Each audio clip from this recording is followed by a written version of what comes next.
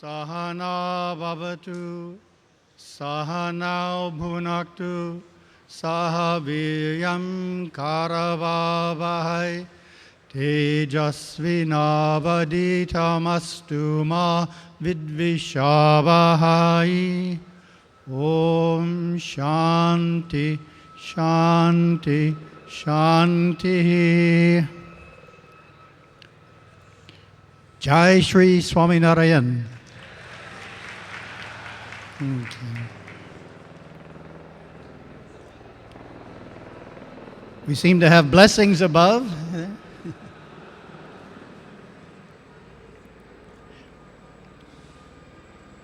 Our sincere namaskars to His Holiness Pramukh Swami Maharaj Ji, the sadhus who are here today, honored guests, and to all devotees present.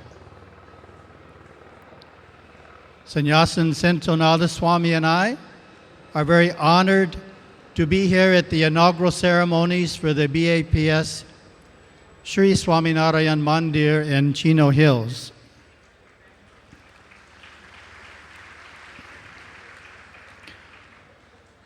I've been asked to speak for about 5 minutes on the role of mandirs in spirituality and society. So in 5 minutes, I've just chosen a few ideas. But before I start the ideas, I wanted to make one point, because no one else here today can do that. Not being a member of the BAPS order, I can talk about the BAPS order, right? And give them some due praise.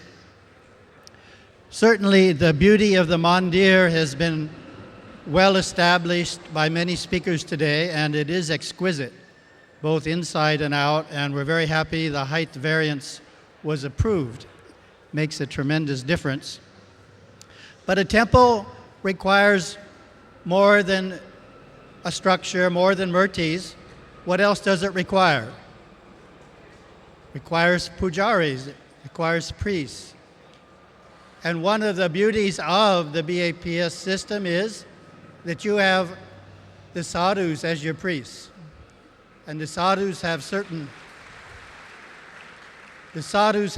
qualities, such as purity and intense devotion to God. So I want to have you honor your sadhus at this time.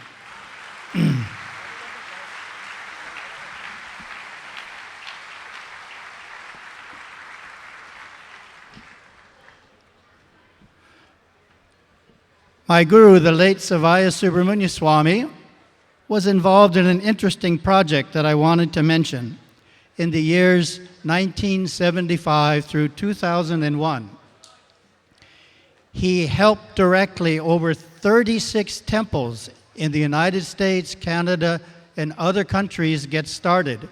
This was at a time when temples were just getting started. There were no traditional Hindu temples in the US before about 1976. So he helped them. He would give them generally a murti of Lord Ganesha and encourage them to start worshiping. So a very unusual activity. He also helped about 24 other temples by giving them advice. So my question to you is, why would my guru put so much energy in helping organizations that have no relationship to us formally build temples? Why do you think? It was because he felt very strongly that Hindu culture comes out of the Hindu temple. That's where it comes from.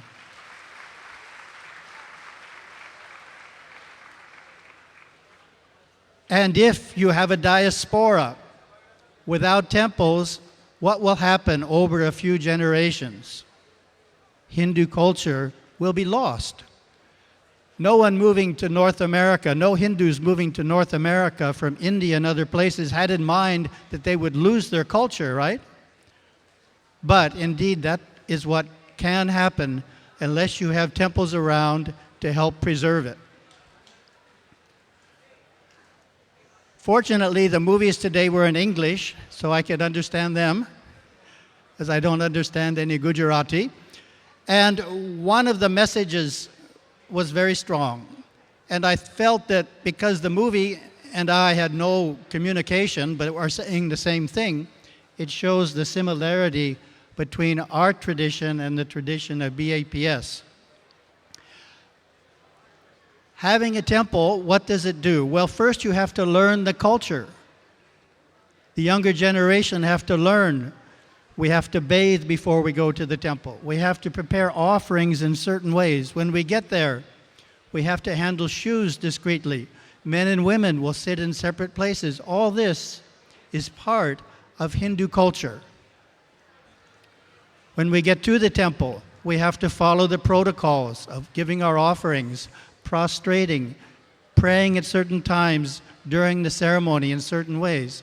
This is all new to someone who's never been in a mandir before. For children who have this experience, what does it do?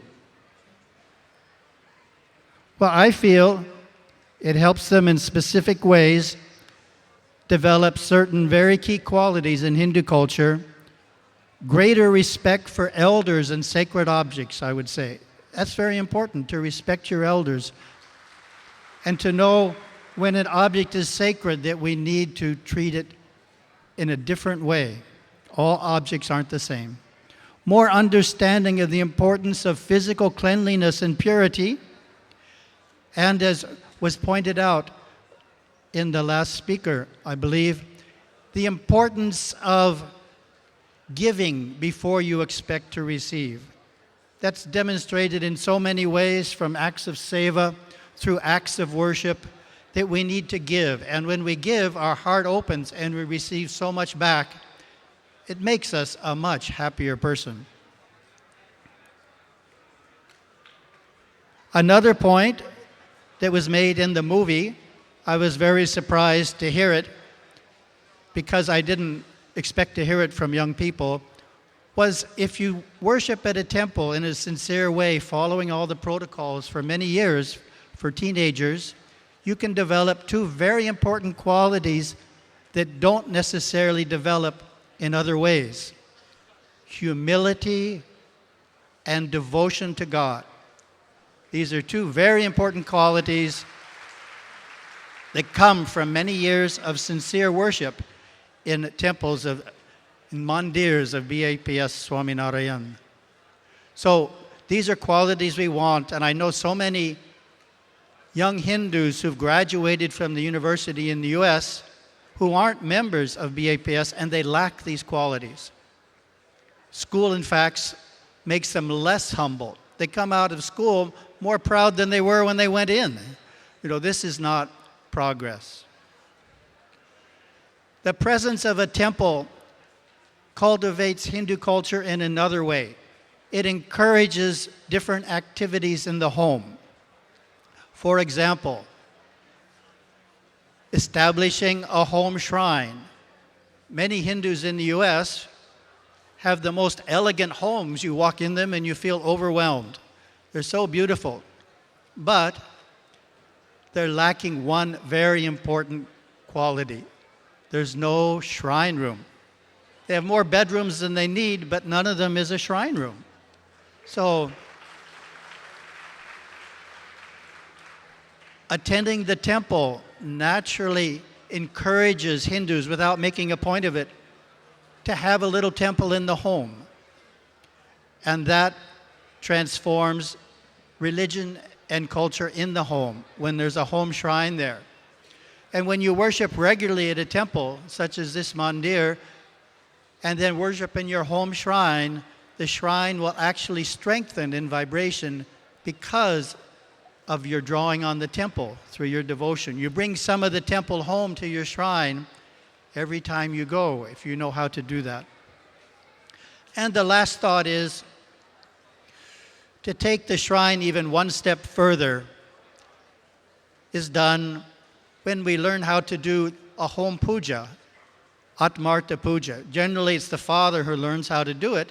And if the father takes enough interest because he's going to the mandir, seeing that and wants more of that culture in his home, he can learn how to do a puja, which ideally the whole family attends once a day. And then we're really strengthening Hindu culture from the temple into the home in a fantastic way. So thank you again for inviting us.